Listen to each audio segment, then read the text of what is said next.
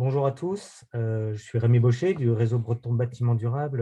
Je vous souhaite la bienvenue pour ce nouveau webinaire mensuel. Alors, beaucoup d'entre vous sont déjà fidèles à ce rendez-vous, d'autres nous rejoignent. En tout cas, merci à chacun pour votre présence en ligne et en direct ce matin. Alors, il y a 2 mois, nous abordions une thématique de confort et santé et nous avons échangé sur l'éclairage avec l'agence qualité construction.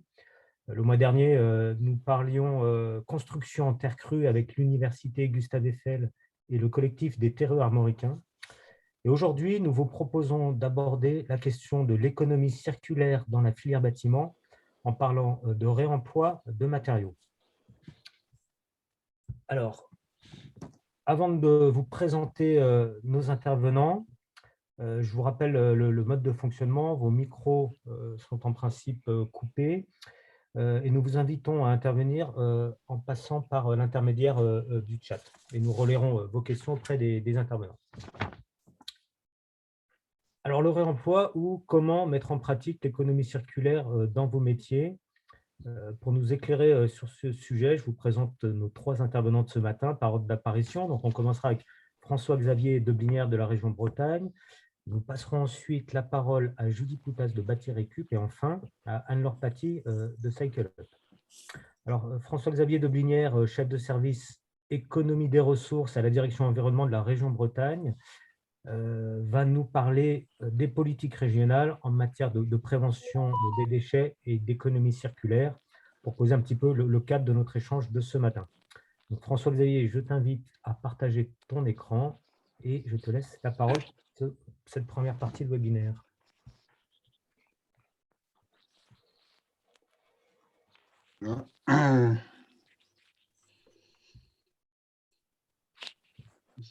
Est-ce que vous l'avez? Non? Alors, on a ton écran, mais pas ta présentation. Alors, attends, j'étais... Tac.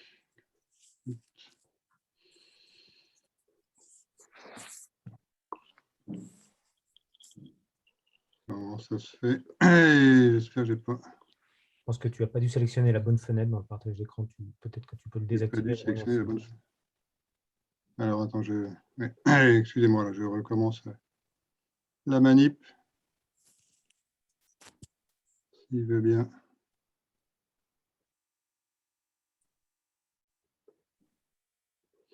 Et voilà, j'essaie de mettre un affichage. Parfait. C'est bon? Impeccable. Merci Rémi, bonjour à tous. Donc Rémi a fait les présentations, je ne vais pas y revenir. Donc à la direction de l'environnement, donc service économie des ressources. Ressources, c'est un terme assez large et dans notre service, c'est plutôt matière et matériaux. Dans le remploi des déchets et du bâtiment, il y a deux exercices qui sont sous la responsabilité de la région Bretagne, qui sont notamment le PRPGD, Plan régional de prévention et de gestion des déchets, et la feuille de route en faveur d'une économie circulaire, qui sont 2 exercices qui ont été validés en 2020 et qui parlent de déchets du bâtiment et d'économie circulaire dans le bâtiment. Et juste quelques rappels, même si ces chiffres datent un petit peu, mais l'Observatoire de l'environnement en Bretagne est en train de les mettre à jour là, dans les chiffres clés qui vont sortir cet été sur des bases de 2019. Là, on a des chiffres 2016 et ce sont des éléments qui sont dans le plan régional de prévention et de gestion des déchets. Le gros pavé gris à gauche, ce sont les déchets du BTP. Donc, sans rentrer dans le détail des chiffres, enfin, c'est plus de 10 millions de tonnes. Alors, une grosse partie sont les déchets des travaux publics, qui sont un peu plus faciles ou moins difficiles à valoriser ou à traiter, mais le reste, effectivement, sont les déchets du bâtiment. Donc, des volumes importants en regard des déchets des collectivités, des ordures ménagères résiduelles, pour lesquels les services des collectivités qui en ont la responsabilité sont relativement opérationnels. Et vous le savez, quand vous payez vos taxes d'enlèvement d'ordures ménagères régulièrement tous les ans. Donc, des volumes importants, des contraintes fortes. Là, je vous ai mis également 2 extraits là, du plan régional. Les centres d'enfouissement technique, ce qu'on appelait autrefois dans nos jargons les décharges, enfin les centres d'enfouissement technique, en Bretagne et dans le périmètre Grand Ouest. Donc, une unité importante sur le centre Bretagne, Gueltas, le secteur de Vannes de la Vraie-Croix, et puis deux unités plus petites qui sont des unités privées ou appartenant aux collectivités. Dans l'île-et-Vilaine, un centre effectivement à la Dominelay, là, au sud de Rennes, et puis un grand centre que vous connaissez tous probablement, qui est l'entreprise Séché H&C. Voilà. Et en dessous, vous avez un graphe qui montre dans les bars les tonnages d'ordures ménagères, enfin de déchets ménagers qui augmentent, donc ce qui part en enfouissement. Aujourd'hui, il y a à peu près 700 000 tonnes de déchets qui partent en enfouissement, essentiellement des déchets des entreprises. Donc on est dans une courbe plutôt qui augmente, qui ne va pas dans le bon sens. Et vous avez le graphe horizontal, la ligne noire, je ne sais pas si vous voyez ma flèche à l'écran, cette espèce d'escalier dont les marges descendent les unes après les autres, et assez rapidement en 2027 et puis 2032, les capacités d'enfouissement vont se réduire de manière forte et indépendamment des contraintes réglementaires qui forcent à diminuer les capacités d'enfouissement. La contrainte technique et très opérationnelle va nous arriver assez rapidement avec cette réduction des capacités d'enfouissement, à la fois sur les installations bretonnes, mais aussi sur les installations périphériques qui reçoivent aujourd'hui 50% de ces 700 000 tonnes de déchets bretons. Donc, il y en a à peu près 350 qui sont exportés, et cette exportation va devenir de plus en plus difficile et compliquée. Donc, je ne vous fais pas de dessin. La réalité est là, c'est qu'il va falloir trouver d'autres solutions de réemploi, de valorisation ou de diminution de ces capacités, de ces volumes de déchets.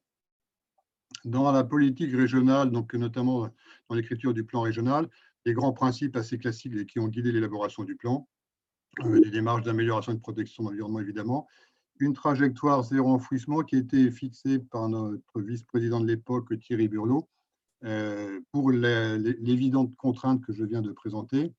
Que ce soit par la porte ou par la fenêtre, on ne va pas y échapper.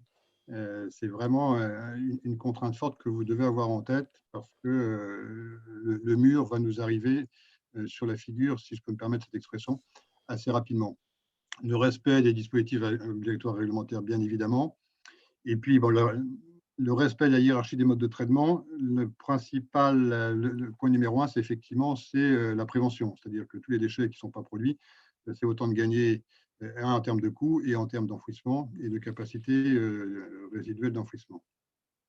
Et puis, il y a tout un volet réemploi, réutilisation qui est dans le bâtiment en train de se développer, mais sur lequel il y a une marge de manœuvre de progression très importante. Et puis, dans un dernier point, je passe. Alors, il y a tout un volet sur la mise en place des REP, et dans le bâtiment, là, on est à l'aube d'une kyrielle de REP qui vont arriver avec une mise en place plus ou moins facile ou plus ou moins contraignante. Et un volet auquel notre vice-président à l'époque était très attaché, c'était notamment la place dédiée à l'économie sociale et solidaire dans les nouvelles filières de réemploi ou de réutilisation, et notamment dans le bâtiment. Sachant que dans économie sociale et solidaire, il y a bien sûr économie. Donc, c'est pas, quelquefois, on a un peu tendance à rattacher ça ou caricaturer ça par l'économie des pauvres. C'est pas du tout ça. C'est effectivement, ce sont des filières tout à fait intéressantes et qui, la plupart du temps, effectivement, sont souvent innovantes par rapport aux grands groupes qui rachètent quelquefois des structures ou qui reprennent des idées des structures de ce type-là. Dans le plan régional, pardon, ce sont des vieux réflexes pavloviens parce que j'ai travaillé précédemment au département du Morbihan. Dans le plan régional, on a un certain nombre de fiches sur les déchets du BTP. Alors, je vous en ai sorti une un peu caractérisée ou synthétisée, où on évoque à la fois la collecte et le tri, donc avec différentes hypothèses sur le contrôle de la reprise des déchets, sur la facilitation du tri. Le tri, il est clair qu'une fois que tout est dans la benne, en mélange, ça devient très compliqué de valoriser les produits. Si on peut faire des tris ou des pré-tris le plus en amont possible, la valorisation derrière ou le réemploi sont beaucoup plus faciles. Et même quelquefois, le réemploi devient difficile à partir du moment où on a baigné dans une benne de tout venant un produit qui aurait pu déjà faire l'objet d'une réutilisation, parce qu'une fois qu'il est dans la benne, il est souvent abîmé, dégradé, mélangé avec d'autres produits, ce n'est plus compliqué. Les installations de stockage, alors dans le schéma que je vous ai présenté tout à l'heure, la carte que je vous ai présentée tout à l'heure, il n'y a pas toutes les installations de stockage des déchets inertes non dangereux. mais ça, c'est plutôt la partie facile des déchets du BTP. En revanche, effectivement, il y a toutes les installations de stockage et puis de déchetterie professionnelle sur lesquelles on travaille pour avoir un réseau à proximité le plus possible des principaux centres de chantier ou de périmètres de chantier. Et puis, il y a tout un volet, notamment au recyclage valorisation, la commande publique. On a dit, et on le dit toujours, que la commande publique est un peu le moteur, la locomotive des filières, parce qu'effectivement, si les collectivités ne sont pas exemplaires et ne donnent pas l'exemple sur ces sujets-là, c'est difficile pour les opérateurs ou les particuliers d'y aller tout seuls.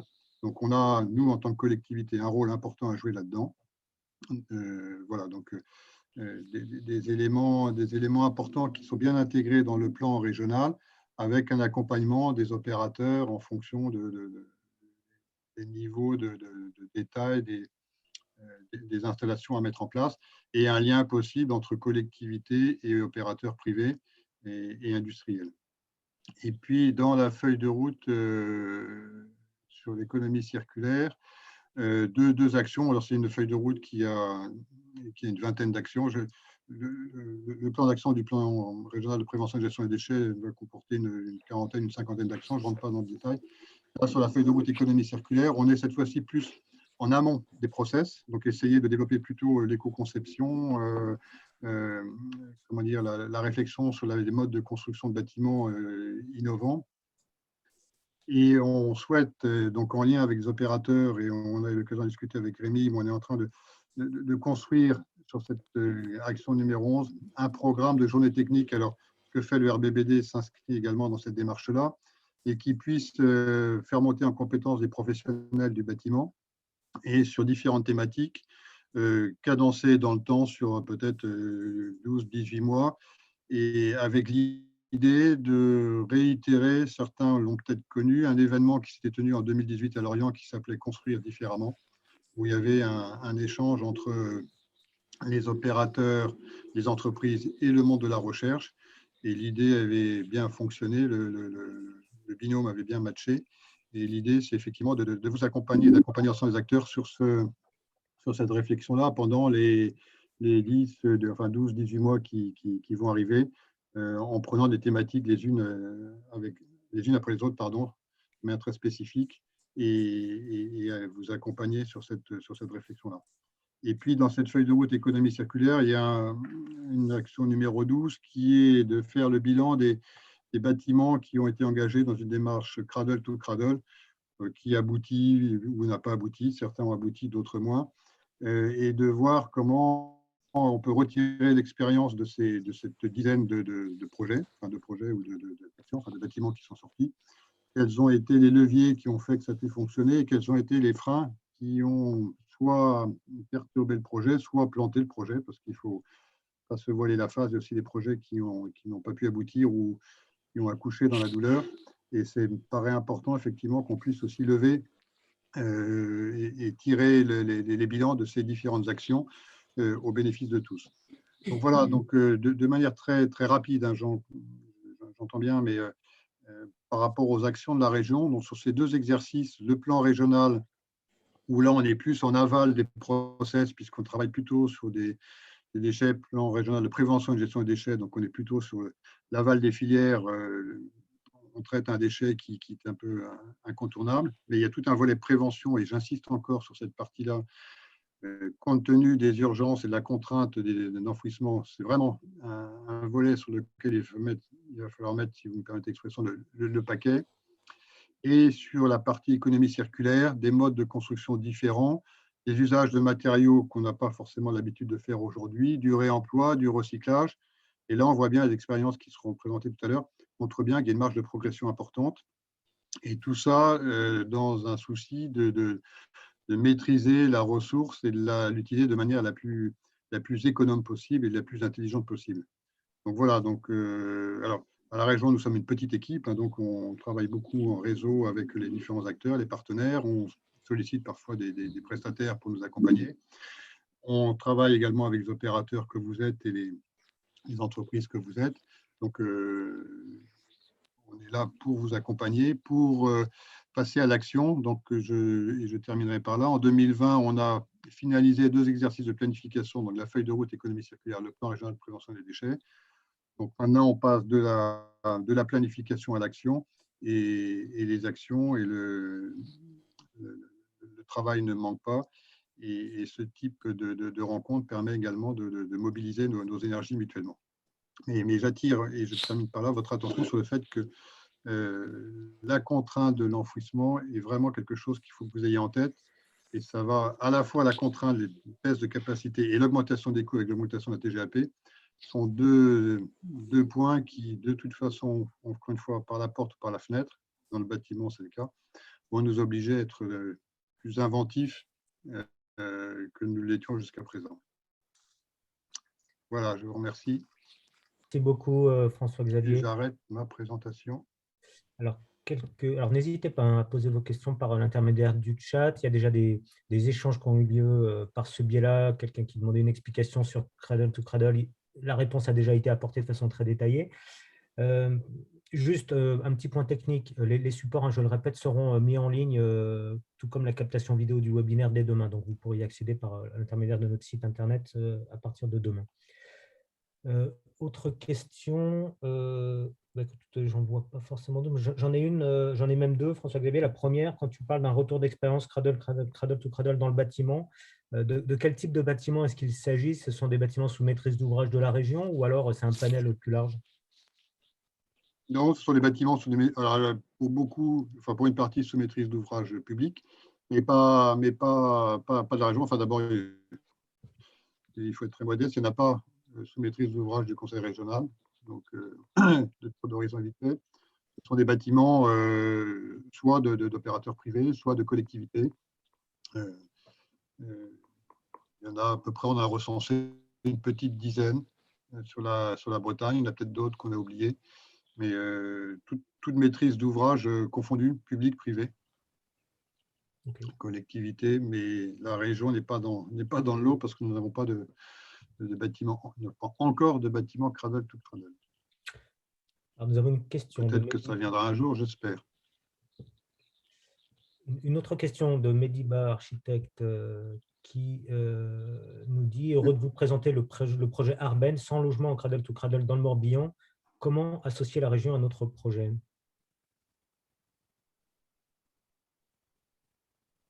Comment associer la région à votre projet? Il faut que vous nous transmettiez déjà pour qu'on regarde ce qu'il y a dedans.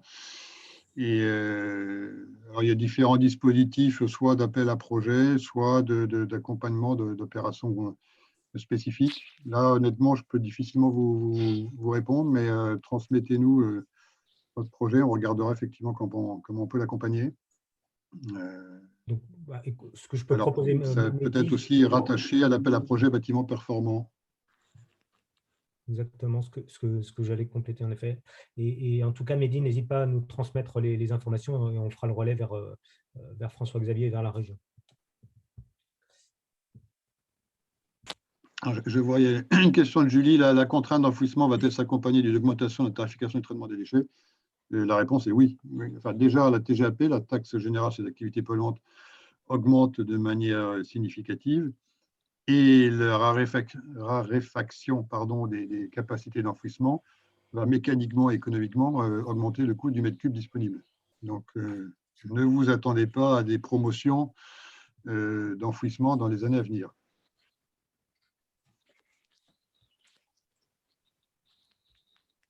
Écoute, merci beaucoup François-Xavier. Je ne vois pas d'autres questions.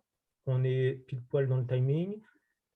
Je propose qu'on passe maintenant la parole à Julie Poutas de Bâtir et Cube. Donc, Julie est architecte et chargée d'opération et elle va nous présenter un retour d'expérience d'une démarche qui est en train de se monter, notamment à l'échelle de Rennes Métropole. Julie, à toi la parole. Merci.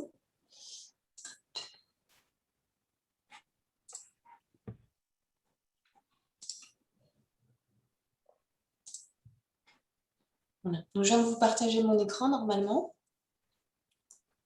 C'est parfait. Donc voilà, donc comme Rémi vient de le dire, donc moi je suis architecte au sein de l'agence Bâti Récup. Et donc dans le cadre de ce séminaire axé sur la mise en pratique de l'économie circulaire, je souhaitais vous parler ce matin de notre projet de plateforme physique de réemploi des matériaux de construction.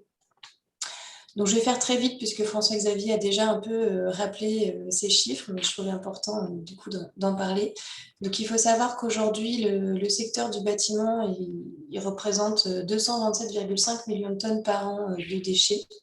Et donc pour la Bretagne, je n'avais pas tout à fait les mêmes chiffres, j'avais 9,1 millions de tonnes, mais on va plutôt faire confiance à François-Xavier pour la mise à jour de ce chiffre. Et je voulais aussi donc, rappeler la directive européenne de 2008 qui impose à hauteur de 70% depuis le 1er janvier 2020 que les déchets soient valorisés en priorisant donc, la prévention et le réemploi devant le recyclage, la valorisation et puis l'enfouissement. Et donc, en tant qu'architecte et du coup en tant que prescripteur de matériaux, on a bien sûr une responsabilité grandissante face à ces chiffres et aussi face à l'épuisement de nos ressources. Et c'est pour cela qu'avec Sarah Fruit, on a créé Bâti Récup. Et donc, en créant Bâti Récup, notre volonté, elle est de rendre opérationnelle la filière du réemploi dans le secteur de la construction en développant différents outils et services. Donc, l'offre de Bâti Récup, elle est portée aujourd'hui par deux structures juridiques distinctes. Il y a d'une part donc l'agence d'architecture qui est inscrite à l'ordre et puis un collectif associatif. Par le biais de ces deux structures, ça nous permet de proposer aux maîtrises d'ouvrage publiques ou privées un accompagnement de A à Z lorsqu'elles souhaitent mettre en place une démarche de réemploi dans leur projet. Donc, notre offre, elle se décline en 5 catégories.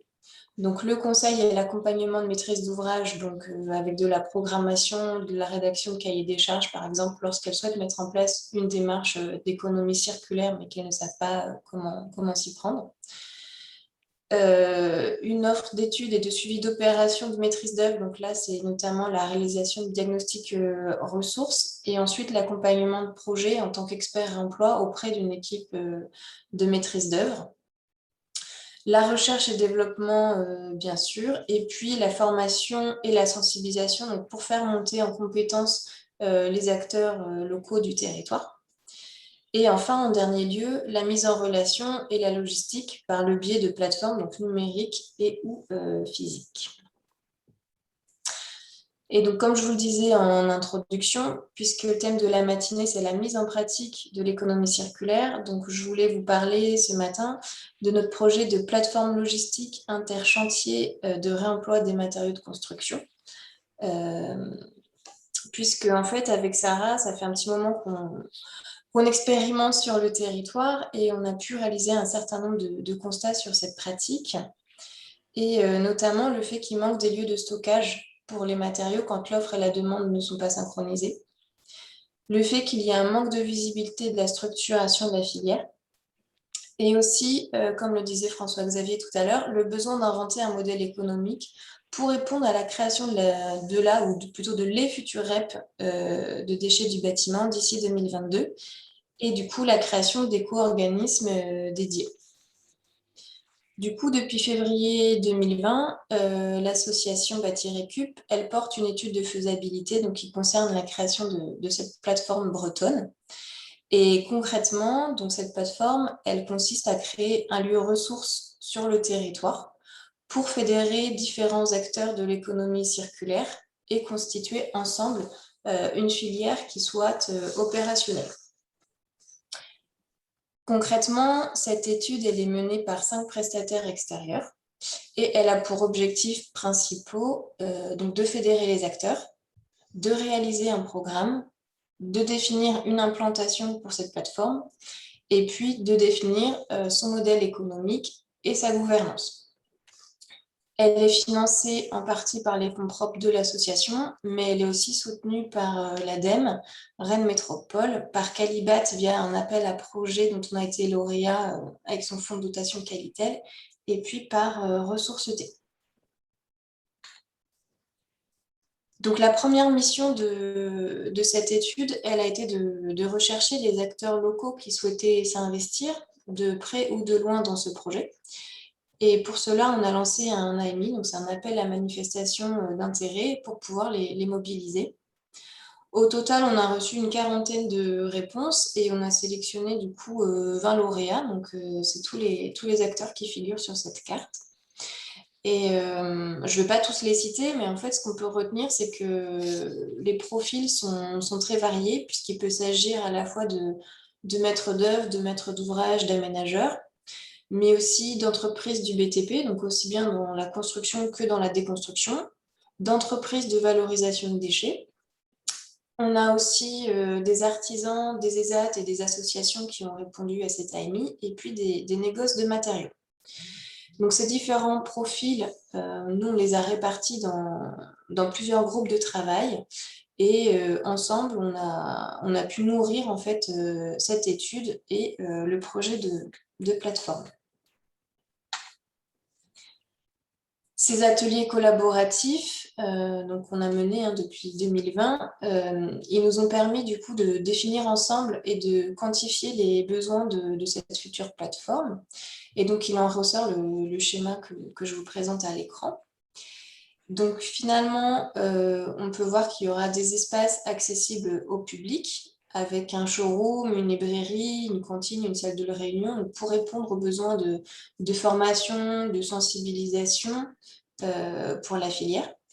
Et puis, d'autre part, des espaces plus privés qui, eux, seront non accessibles au public, avec une partie de locaux du personnel, des bureaux, des vestiaires, et puis, bien entendu, le lourd de la plateforme, des ateliers pour réparer et préparer les matériaux, et puis des espaces de stockage, donc intérieurs et extérieurs.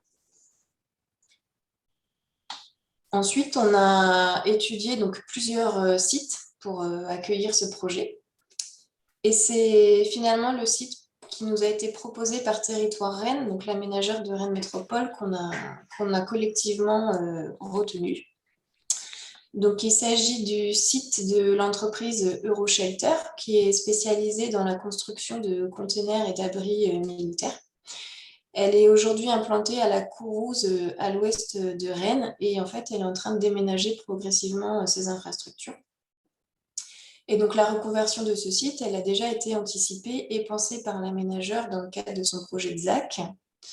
Et il y prévoit notamment donc, la construction de 150 à 200 logements, des commerces et surtout la création d'un pôle ESS. Donc, ce site, il a une emprise de 4 hectares et il compte environ 12 800 m² de bâtiments qui sont d'époques variées. Et donc, certains qui ont un intérêt architectural particulier vont être conservés et réhabilités, et les autres seront démolis. Donc, c'est ceux qui sont marqués par une croix jaune hein, sur la photo aérienne. Et puis, ceux qui sont marqués d'un point d'interrogation, on va dire que leur sort n'a pas encore été scellé pour le moment. Et donc, dans l'attente des travaux d'aménagement de la ZAC, Territoire Rennes, l'aménageur, nous a proposé une démarche d'urbanisme transitoire, donc qui consiste à occuper de manière passagère pendant 3 à 5 ans au maximum certains des locaux à partir du mois de septembre 2021 dans l'idée de préfigurer son pôle ESS. Donc pour ce faire, l'aménageur il souhaite qu'un collectif d'acteurs qui va être signataire de la charte de transition soit créé. Donc il a lui aussi lancé son propre AMI dans ce sens. Et donc, il y a notamment la Belle des Chètes, qui est une recyclerie, et puis l'Équipière, qui est une ressourcerie sportive, qui sont déjà installées sur Rennes Métropole, qui ont répondu à cet AMI. Du coup, on collabore actuellement avec eux pour ajuster notre programme au potentiel du site, et puis réfléchir ensemble à la mutualisation de certains locaux et investissements.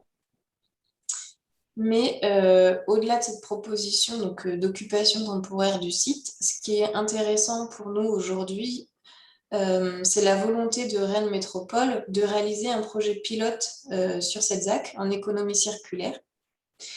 Et donc, via la signature d'une charte de chantier pilote, en lien avec le décret d'application de la loi anti-gaspillage, la plateforme, elle va devenir un vrai outil pour la métropole, un interface logistique qui va lui permettre d'une part de recevoir des matériaux issus de projets de déconstruction, de les réparer, de les préparer, éventuellement de les transformer, pour qu'ils soient ensuite réutilisés in situ dans le projet d'aménagement du quartier de la Grande Prairie, qui est aujourd'hui en fait un terrain nu.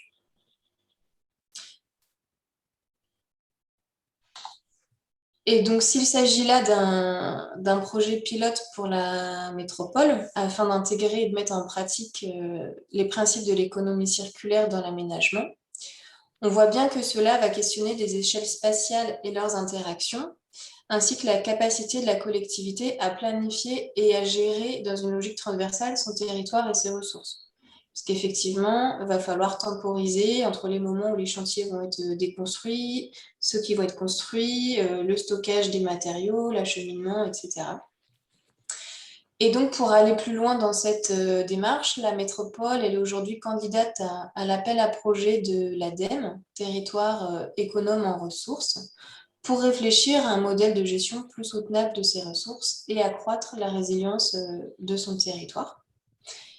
Et donc, cette candidature, elle va permettre à la métropole, donc par le biais d'une étude de métabolisme urbain, qui sera en partie issue de notre étude de faisabilité qu'on mène aujourd'hui, de mieux connaître et surtout d'anticiper les consommations de ressources. Donc, les consommations de ressources, c'est lorsqu'elles consomment des ressources pour construire de nouveaux projets.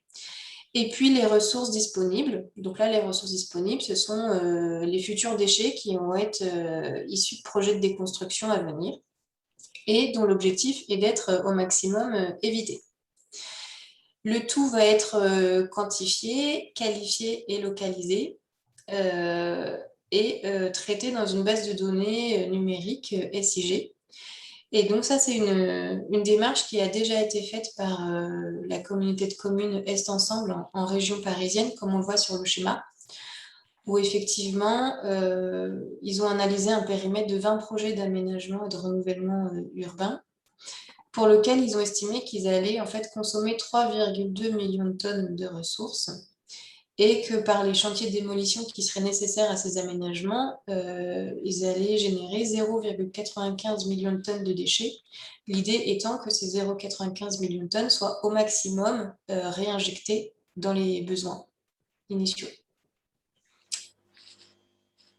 Et donc, dans l'attente des résultats de cette étude, voilà, je voulais conclure en soulignant le fait que la métropole, elle illustre déjà son engagement en termes de développement durable, puisqu'elle intègre déjà des objectifs ambitieux de recours à des matériaux biosourcés et de réemploi dans ses cahiers des charges et puis ses projets d'aménagement sur ses futurs actes. Voilà. Merci beaucoup, Julie. Beaucoup de réactions ou de questions à travers le chat. Alors, certaines ont déjà trouvé leur réponse, hein, mais tu pourras peut-être confirmer. Tu parlais d'un pôle de l'ESS, donc il y a bien plusieurs structures qui relèvent de l'ESS qui seront associées, si j'ai bien compris ce que tu disais tout à l'heure. Oui, en fait, l'idée, c'est que ce qu'on remarque aujourd'hui par rapport au développement de la filière, il y a souvent un frein dans le fait que ça peut être des investissements importants. Donc là, l'AMI, ça a vraiment été l'objet de trouver des partenaires pour que cet outil, ce soit un outil collectif. Et donc, voilà, certains qui ont besoin de stockage vont pouvoir, au sein de la plateforme, trouver des espaces de stockage. Nous, on va pouvoir mutualiser la logistique avec certains prestataires qui se sont manifestés en disant, nous, on peut vous apporter la logistique. Et voilà, l'idée, c'est vraiment d'avoir un outil qui soit collaboratif pour faire monter en compétence la filière locale. Okay. Le client final de la plateforme, c'est le particulier ou le professionnel? Alors nous, on a fait le souhait que cette plateforme elle soit tournée pour les professionnels, puisque c'est vraiment eux aujourd'hui qui génèrent un flux important de déchets. Et puis, peut-être qu'à l'avenir, elle sera ouverte aux particuliers, mais dans un premier temps, ça nous paraît trop compliqué d'avoir un lieu qui soit ouvert tout le temps pour recevoir des petites quantités finalement de matériaux. Et donc l'idée, c'est vraiment de massifier, en tout cas à l'ouverture de la plateforme, la ressource et aussi en exécutoire, en fait. Donc, avoir une fenêtre, une porte d'une catégorie, ça ne nous intéresse pas forcément. L'idée, c'est de pouvoir proposer tout de suite 15 ou 20 fenêtres de la même série, 15 ou 20 portes de la même série, afin qu'elles trouvent facilement une seconde vie. D'accord. Une question plus sur la terminologie. Quelle est la différence avec une ressourcerie? Alors, la différence, c'est juste que la ressourcerie, en fait, c'est un nom qui est protégé. Enfin, je ne sais pas trop comment m'exprimer. Et en fait, dans la définition de la ressourcerie qui en a été faite, ça s'applique à du mobilier, à des vêtements, mais en fait, le secteur du bâtiment n'est pas représenté dans le terme de ressourcerie. Donc aujourd'hui, on n'a pas le droit de s'appeler ressourcerie. D'accord. Et alors, pourquoi finalement le choix d'une plateforme temporaire et pilote pour déménager ensuite? Pourquoi pas une structure plus pérenne? Alors là, ça a été le grand débat dans nos groupes de travail. C'est vrai qu'on avait plusieurs sites. Ça représente un investissement très important, en fait, de partir de rien et de créer toute une infrastructure. Et donc, l'idée, c'est aussi de pouvoir, grâce à cette proposition, tester en fait aussi le modèle économique de la plateforme en réduisant l'investissement. Et donc, de pouvoir aussi anticiper. Donc, voilà, on l'a vu, c'est une occupation pendant 3 à 5 ans. Donc, au bout de la 2e année, bien sûr, on va se projeter sur un site qui sera plus pérenne, mais ça va déjà nous permettre pendant 2 ans de tester le modèle, voir si c'est viable, de rassurer aussi les investisseurs si le projet fonctionne bien pour pouvoir investir dans un site qui lui sera pérenne. Quelques questions sur le type de matériaux qui pourraient être gérés, le bois, le verre, l'ardoise, par exemple. Alors, tous les déchets qui vont être gérés, c'est tous les déchets du secteur de la construction qui sont non dangereux. Donc, on va récupérer effectivement de l'ardoise de toiture, on va récupérer des portes, des fenêtres, on va récupérer du bois de charpente, du bois de plancher, ça peut être du carrelage, enfin, ça peut être aussi des équipements sanitaires, de la plomberie. Je dirais que c'est assez vaste et varié. D'accord. Est-ce que le stockage des terres d'excavation est prévu? Notamment dans le Alors, cas le de stockage des tuyaux. terres d'excavation n'est pas prévu. Par contre, dans les acteurs de l'AMI, on a un collectif terre qui s'est manifesté pour pouvoir quand même stocker. En fait, lui, il collecte déjà de la terre sur des chantiers. Il a beaucoup de problèmes de stockage pour fabriquer des briques de terre crue, notamment. Et donc là, on a un partenariat avec eux pour leur offrir des espaces de stockage supplémentaires et un espace d'atelier de fabrication.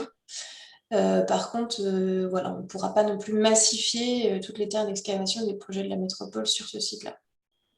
Ok, merci. Alors, je vous transmets un petit message de l'ADEME qui nous dit, petite rectification, Rennes Métropole est bel et bien une collectivité très engagée dans l'économie circulaire. Par contre, ils n'ont pas candidaté à l'appel à projet territoire économe en ressources de l'ADEME. Elle n'a pas encore candidaté, mais elle va le faire. Okay. Enfin, nous, en tout cas, les dernières réunions qu'on a fait avec Rennes Métropole, ils nous ont dit qu'ils allaient candidater à l'appel à projet.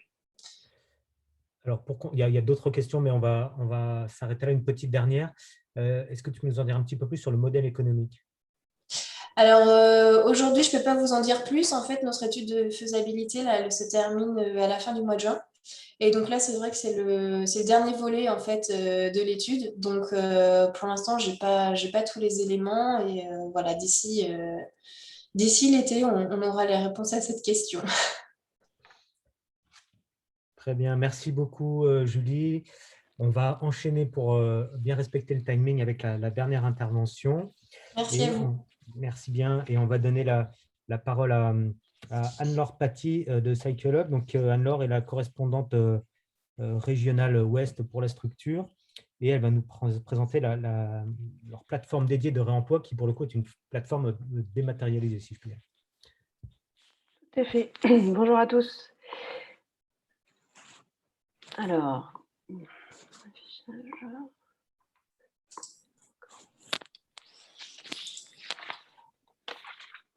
est-ce que c'est bon pour vous? Est-ce que vous voyez mon écran? Oui, on voit l'écran. Ce n'est pas tout à fait en plein écran, mais c'est oui, visible. J'ai mis en plein écran. Bon, ok.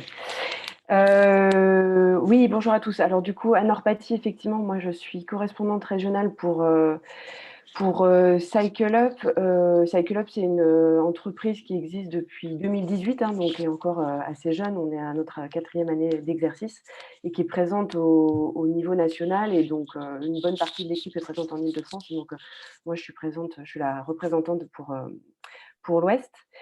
Je vais pas revenir du coup sur les enjeux et puis sur les convictions qu'on a par rapport à ce qui s'est dit avant, puisque ça a été déjà très, très complet. Ça a été assez complet ce qui a été présenté. Je vous propose de passer directement à ce qu'on fait. Nous, notre objectif, c'est vraiment trouver une deuxième vie aux matériaux et aux produits de construction. Comme ce qui a été dit avant, c'est pareil, nous, on ne fait pas de distinction en termes de matériaux, c'est tout corps d'état, vraiment tout type de matériaux. Aujourd'hui, on a eu plus de 30 000 matériaux qui ont été vendus sur la plateforme. Et comment nous, on fait ça? En fait, on s'appuie sur 2 activités. Donc, on a une activité qui nous permet de suivre les projets et les acteurs, ce qui permet d'apporter une expertise en termes de conseil, mais surtout ce qui nous permet, nous, en aval, d'abonder les matériaux, justement, de réemploi sur notre plateforme. Donc, nous, on distingue vraiment, notre différenciant, c'est de lier cette activité de conseil avec une suite d'outils numériques. Donc, on est vraiment une entreprise avec un aspect très techno. Et qu'est-ce qu'il y a du coup dans ces outils numériques? On a ce qu'on appelle une place de marché. Donc, une marketplace, comme on dit, c'est-à-dire qu'en fait, on est un peu le bon coin on est entre autres, parce qu'il y en a plusieurs, mais on est une plateforme qui est un peu comme le bon coin des matériaux de construction. Donc, en fait, Excuse-moi, Anne-Laure, je te coupe parce que ta présentation est restée fixe à l'écran. Je mince, ne sais pas si elle dérange chez toi, mais j'ai l'impression que ça ne alors, fonctionne pas bien. c'est un peu le problème, je crois, quand j'ai... Alors, si je fais ça...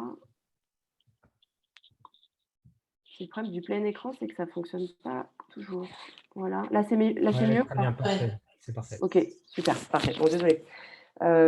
Sur la slide d'avant, c'était juste ça, donc il n'y avait rien de particulier. Donc, je disais, oui, Marketplace, l'idée, c'est vraiment, alors à la différence de ce qui a été présenté juste avant par Julie sur Bâti Récup, c'est que nous, on est une plateforme, on n'a pas de plateforme physique, ce qui est plus ou moins vrai parce qu'on a une plateforme intermédiaire physique pour le moment en Île-de-France, mais c'est pareil, ça va être assez ponctuel. Nous, c'est plutôt vraiment de l'intermédiation. Donc, on existe vraiment en virtuel. À un instant T, on va proposer des ressources qui pourront potentiellement intéresser des repreneurs, des acheteurs. Donc, on a cette marketplace que je vais détailler un petit peu plus par la suite. Et on a juste 2 outils complémentaires que je voulais vous présenter, notamment l'application Diagit qu'on a lancée la semaine dernière, qui est une application en fait, qui permet de réaliser des diagnostics ressources. Le diagnostic ressources, c'est vraiment la base quand vous travaillez sur le réemploi. C'est-à-dire, c'est une photo à l'instant T de ce que vous allez avoir sur un bâtiment, des matériaux qui vont pouvoir être réemployés.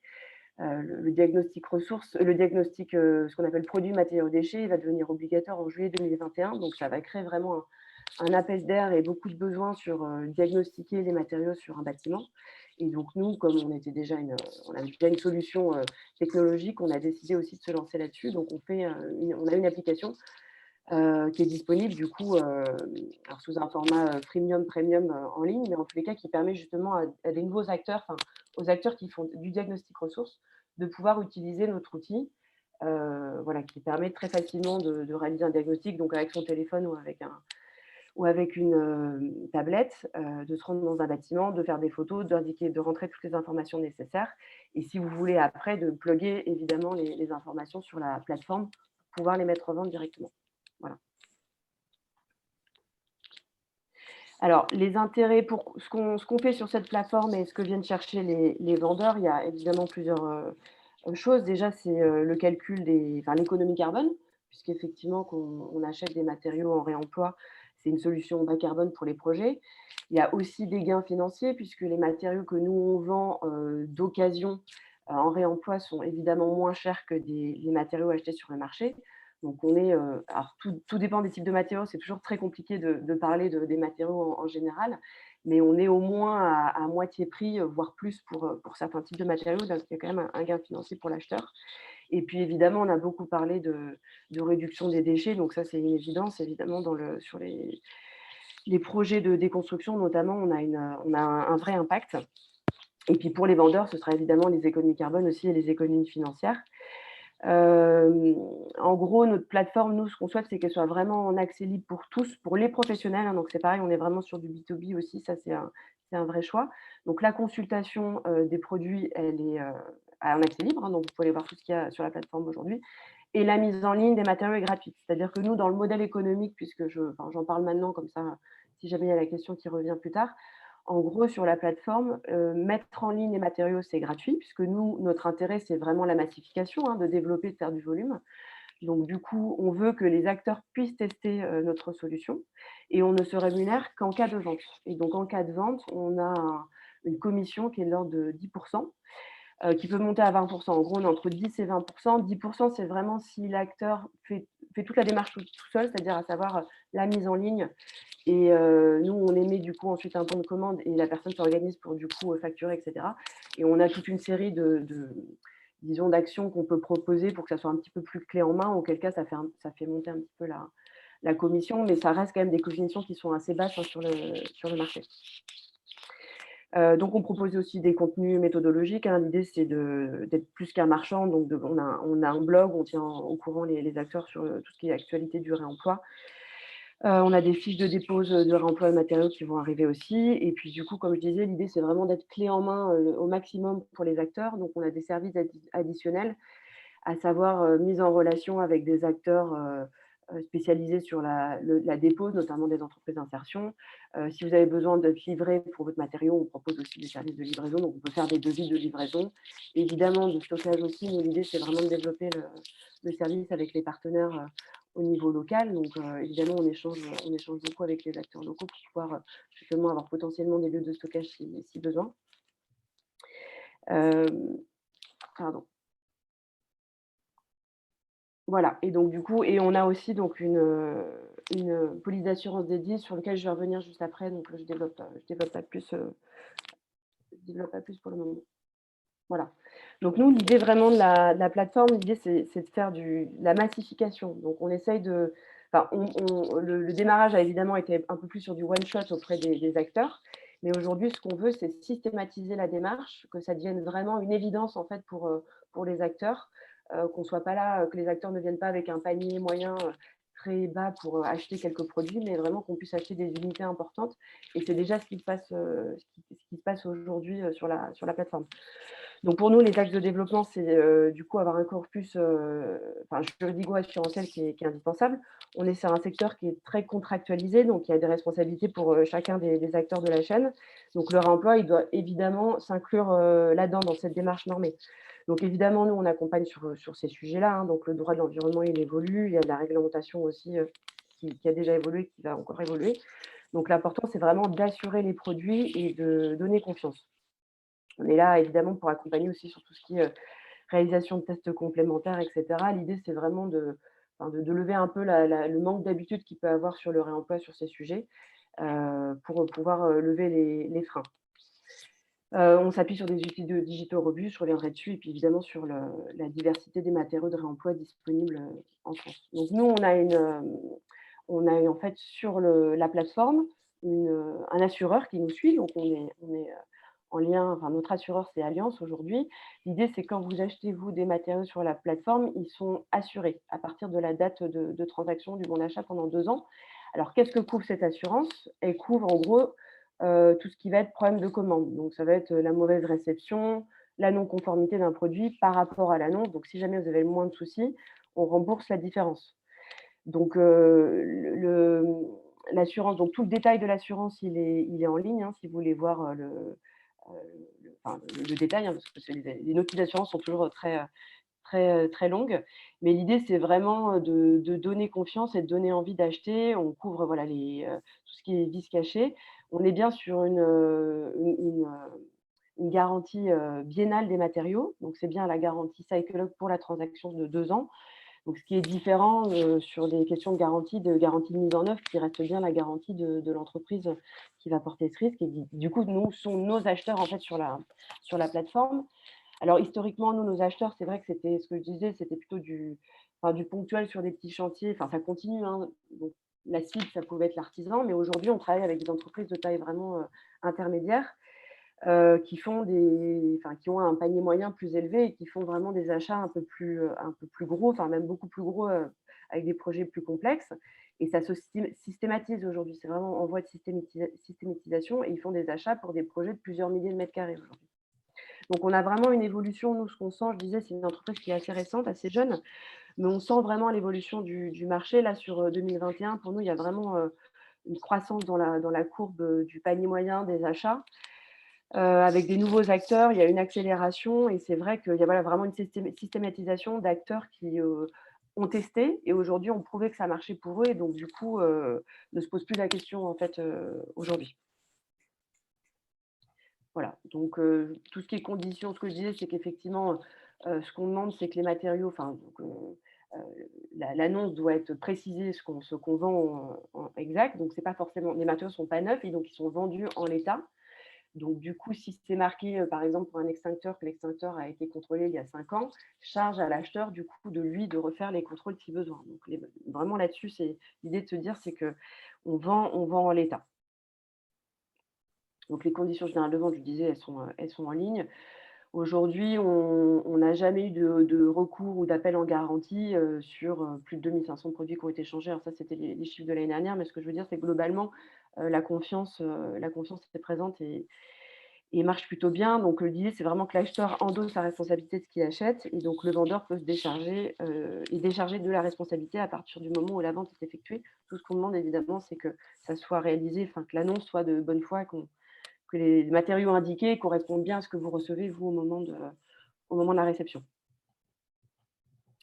Alors, je continue sur effectivement, nous, vraiment, ce qui est important, c'est d'avoir un environnement digital qui soit fiable et sécurisé, puisque c'est comme ça qu'on crée la confiance et qu'on permet aux gens de revenir et justement pas être juste dans l'essai, dans le test. Donc la garantie, j'en ai parlé. Ce que je disais, c'est qu'effectivement, nous, on aligne les objectifs. Donc l'idée, c'est qu'il n'y ait pas de commission s'il n'y a pas de vente aujourd'hui. Donc vous pouvez vraiment essayer, tester, voir si ça fonctionne. Et puis sans que ça vous coûte de l'argent, ne serait-ce que plus le temps que vous y aurez passé à la mise en ligne. On vérifie évidemment tous les comptes, donc tous les utilisateurs, je disais en B2B, sont vérifiés, donc les numéros de SIRET, et puis évidemment toutes les annonces sont modérées, donc avant que votre annonce soit en ligne, c'est comme sur le Bon Coin, on va modérer l'annonce pour vérifier, donc on vous demande une série de photos pour vérifier que ce que vous vendez correspond bien à ce qui est indiqué. Et enfin, on a vraiment une traçabilité électronique importante, donc pour le transfert de propriété, c'est vraiment nécessaire. Donc, via l'émission du bon de commande, la facture d'encaissement, le bon d'enlèvement. Voilà. Il y a l'évaluation carbone, c'est ce que je disais. À chaque fois que vous faites un achat et une vente, vous avez c'est valorisé via une calculette d'économie carbone. Si on travaille avec des entreprises d'insertion qu'on met en lien, vous avez les heures d'insertion qui sont indiquées. Et enfin, voilà, c'est ce que je disais au début. C'est vraiment, si vous le voulez, en tous les cas, clé en main pour que l'expérience soit le plus simple possible. Donc, on vous met en relation avec des partenaires opérationnels. On fait partie d'un écosystème assez général, assez large sur toutes ces questions. Alors, ce que je disais que pour nous, l'important, c'est effectivement d'avoir une diversité de matériaux aujourd'hui pour pouvoir créer la masse, pour justement pouvoir massifier, que ça devienne une habitude. Là, je vous ai mis les grands chiffres clés pour nous de l'année. L'idée à retenir, sans rentrer forcément dans le détail, c'est qu'effectivement, aujourd'hui, donc en avril 2021, on avait déjà réalisé les chiffres en termes de montant de transactions et de nombre de ventes. On avait déjà réalisé les chiffres de 2020, donc en sortant quasiment du premier trimestre. Donc c'est vrai que nous, on sent vraiment une accélération sur ces sujets. On sent qu'on est vraiment plus dans une phase de prototype pour les entreprises. Les entreprises nous font confiance et puis maintenant achètent beaucoup plus facilement sur la plateforme. Et donc, on avait plus de 37 000 produits disponibles, en tous les cas en cumulé, qui étaient sur la plateforme. Donc, on sent vraiment une accélération et une envie des acteurs qui sont en phase pour acheter du multimatériau sur des grosses quantités pour des projets qui sont assez importants aujourd'hui. Alors, je vous ai mis, voilà, donc ça, c'est aussi le récapitulatif du nombre de commandes qui ont été passées par rapport au nombre d'annonces et donc le tonnage global que ça représente en termes de CO2 et de déchets. Vous les aurez sur la présentation. Pour vous donner un petit peu une idée des utilisateurs et la diversité qui existe aujourd'hui, Alors, nous, on est à destination de tous les acteurs du B2B, hein, donc on est ouvert à tous. Et vous voyez un petit peu l'évolution. Donc, je vous disais, on est quand même une société assez récente. Mais entre 2018 et 2020, on voit quand même, donc les points rouges, c'est 2018, le bleu, c'est 2019, et donc en jaune, à droite, vous avez tous les acteurs en 2020. On voit effectivement, il y a quand même une extension sur le territoire du nombre d'annonces. Et que du coup, effectivement, alors ça, c'est vraiment pour les vendeurs, mais parce que c'est les annonces, donc c'est les vendeurs. On n'a pas, j'ai pas la carte pour les acheteurs, mais les acheteurs, c'est encore plus réparti. Donc, effectivement, on a aujourd'hui, on vend un peu partout sur le territoire à des acteurs qui sont très divers. Alors très rapidement sur nos clients, l'idée c'est vraiment de vous dire qu'on travaille avec des entreprises très différentes, donc autant des bailleurs sociaux, donc on a beaucoup de projets, que des membres des entreprises du luxe qui s'y mettent, que des acteurs associatifs, des pure players du web, des promoteurs. Donc on s'adresse à effectivement une galerie d'acteurs assez large. Peut-être pour finir aussi, du coup, les axes de développement, parce que c'est vrai que, du coup, via ma présence, l'idée, c'est de développer la présence de la plateforme, notamment du nombre de produits mis en vente en Bretagne. Nous, on a vraiment la volonté d'augmenter l'activité de la plateforme ici. Donc, du coup, l'idée, c'est vraiment de s'appuyer, enfin, développer les comptes clients en anticipant les missions et donc les potentielles ventes qu'on va pouvoir faire.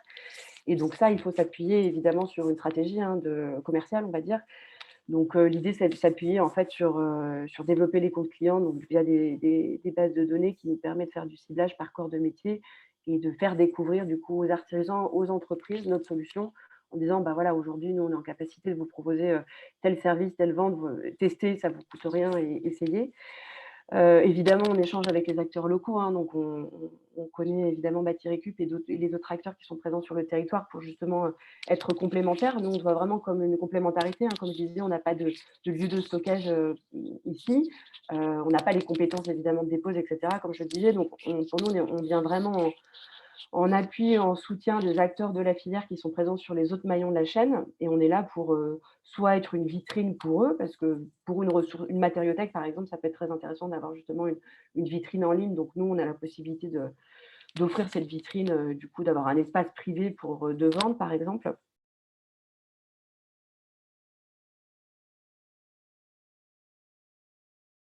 L'idée, c'est de faire le lien aussi. L'avantage qu'on a, comme on est présent au niveau national, c'est de bien connaître les filières qui se montent au niveau national, donc qui se structurent, parce qu'il y a beaucoup de filières aujourd'hui qui se structurent sur des sujets bien précis. Et on est en capacité, du coup, aussi de faire le lien entre les projets locaux et potentiellement aussi des acheteurs qui pourraient être présents un petit peu ailleurs. Sachant que l'idée, c'est pas de faire voyager forcément tous les matériaux sur le territoire, mais bon, sachant que le transport compte quand même moins en impact carbone que la phase d'extraction et de production, c'est toujours intéressant de faire quand même ce lien sur les acteurs au niveau national. Voilà, je m'arrête là parce que je vois que le temps file. Donc, Merci, oui, merci beaucoup. Alors, enfin, on arrive quasiment au terme. Alors, ouais, il y a pas mal de questions. On n'aura pas le temps, c'est clair, de ouais. répondre à toutes, mais on va les transmettre et puis on fera une retranscription par écrit, notamment sur notre site. Juste une question, Anne-Laure, qu'en est-il de l'attitude des bureaux de contrôle? Est-ce qu'ils réclament des fiches ou des avis techniques? Et notamment dans le cadre des marchés publics, est-ce que vous avez noté des freins à l'utilisation de matériaux issus du réemploi? Ouais. Alors ce que je disais, oui, ce que j'ai dit très rapidement, c'est qu'effectivement, nous, ça fait partie de nos accompagnements de discuter justement avec les bureaux techniques sur ces questions-là. Aujourd'hui, c'est pas une question c'est pas vraiment une question de frein, c'est plutôt une question de méconnaissance ou de manque d'habitude. Il n'y a pas forcément de problème technique, hein, puisqu'effectivement, si jamais on nous demande des tests complémentaires, c'est des tests qui vont être assez intrinsèques à la matière. Donc au final, que ça soit pour un produit d'occasion ou de neuf, le test, il va porter sur les mêmes problématiques, caractéristiques techniques. Donc en soi, normalement, on est en capacité de lever on ne laisse pas un avis négatif, mais en tous les cas, l'idée, c'est de pouvoir permettre au bureau technique de se positionner. Aujourd'hui, on a on a une bonne partie des arguments par type de matériaux pour pouvoir accompagner là-dessus. Après, c'est vraiment on dit c'est vraiment une question de relationnel aussi. C'est vraiment ça, c'est-à-dire que nous, on discute, on apporte nos arguments. On a des bureaux techniques avec lesquels on a l'habitude de travailler, donc aujourd'hui, la question ne se pose même pas. Mais c'est vrai qu'il y a encore des fois, on a des avis négatifs et ce n'est pas possible. Auquel cas, du coup, le projet ne peut pas le faire sur certains types de matériaux. Tout dépend des types de matériaux. Il y a des matériaux sur lesquels il n'y a pas de souci, d'autres où c'est plus compliqué. Donc, tout ça, c'est vraiment du cas par cas. En tous les cas, on le fait au quotidien, même dans le public, hein. Juste pour donner un exemple, nous, on travaille avec la région Île-de-France sur les lycées. Donc, on fait tous les diagnostics ressources une partie des diagnostics ressources des lycées de la région Île-de-France. Et donc, à chaque fois, on se pose la question d'intégration des matériaux en réemploi. Donc tout est possible. C'est juste effectivement prendre le temps d'acculturer sur ces questions. Et puis, si on ne peut pas le faire sur un matériau, on réessaye la fois d'après sur un autre. Mais en tous les cas, c'est possible aujourd'hui. Merci beaucoup, Voilà. merci beaucoup Anne-Laure. Donc, on arrive vraiment au terme de ce webinaire. Juste un petit mot en conclusion, et puis pour ouvrir un peu sur le sujet. D'abord, pour remercier Anne-Laure Paty, Julie Poutas et François-Xavier Deblinière d'avoir partagé leurs expériences sur le sujet, d'avoir pris le temps d'échanger avec nous ce matin. Donc, on va poursuivre au sein du réseau Breton Bâtiment Durable dans les mois à venir nos échanges et nos travaux sur cette thématique de l'économie circulaire et du réemploi. Donc, on se donnera rendez-vous très bientôt sous d'autres formes. Soyez vigilants sur notre programmation à venir. Il me reste à vous donner quelques rendez-vous. Le jeudi 3 juin au matin, on est très content de pouvoir retrouver ceux qui le souhaitent en présentiel pour la suite de notre journée technique qui était consacrée au confort d'été. On organise donc une visite de chantier à la Chapelle Poirot. Il reste des places. Vous pouvez vous inscrire sur notre site internet. Et dans la continuité du cycle de webinaires, je vous donne rendez-vous le jeudi 17 juin pour un webinaire un peu spécial qui va être dédié à l'AMI lancé par la Fédération bretonne des filières biosourcées. Ça sera un format un petit peu particulier, il va être allongé à 2 heures et au cours de ce webinaire, on va échanger avec Julie Poisson qui va nous détailler l'AMI et qui prendra le temps de répondre à l'ensemble de vos questions. Voilà, et puis, puisque la question a été posée, je le rappelle, dès demain au plus tard, vous pourrez retrouver la captation vidéo de ce webinaire, l'ensemble des supports qui ont été partagés par nos intervenants. Je vous souhaite à tous une très bonne fin de journée. Merci pour votre participation très nombreuse, plus d'une centaine de participants ce matin. Nous nous en réjouissons. Voilà. Merci encore aux intervenants. À très bientôt. Au revoir.